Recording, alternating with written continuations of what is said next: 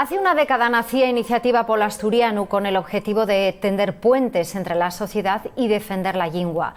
Con ese mismo objetivo se ha organizado una mesa de debate político en Gijón esta mañana.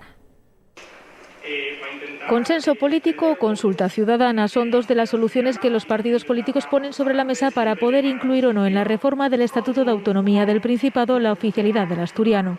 En una mesa redonda que ha reunido hoy en la Laboral a 6 de los 7 partidos del arco parlamentario regional, cada formación ha expuesto su punto de partida. Evitemos tener al asturiano, al gallego asturiano, como arma arrojadiza, como arma de confrontación, porque flaco favor hacemos a la cultura asturiana y al inmenso patrimonio que tenemos. La oficialidad por sí sola no garantiza el uso, ¿no? También hay que hacer una labor de promoción y de mantenimiento de la lengua, ¿no?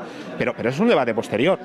O sea, yo creo que lo primero es garantizar el derecho, es permitir avanzar. Y yo creo que aquí hay un gran referente cultural en todo lo que tiene que ver con la lengua, que es la academia, y yo creo que la academia es la que tiene que marcar un poco, ¿no?, cómo tiene que ser ese modelo de oficialidad que posibilite pues la convivencia armónica, pacífica. Los términos en los que se redacte la ley que regulará la convivencia entre el asturiano y el castellano serán claves para que la cooficialidad consiga el apoyo de los partidos conservadores. Primero es que las formaciones que lo plantean nos digan exactamente qué es lo que quieren y que definan la oficialidad. Y el caso más extremo, por ejemplo, como Cataluña, significa que el catalán se haya convertido en lengua vehicular de la enseñanza pública. En la Universidad de Oviedo, en el mundo empresarial, que no pueden utilizar la lengua asturiana. Y eso es lo que hasta ahora ni el Partido Popular ni el Partido Socialista han sido capaces de garantizar. Que el Principado pueda iniciar la modificación legislativa que permita usar la lengua en igualdad de condición que el castellano depende del favor de 27 diputados.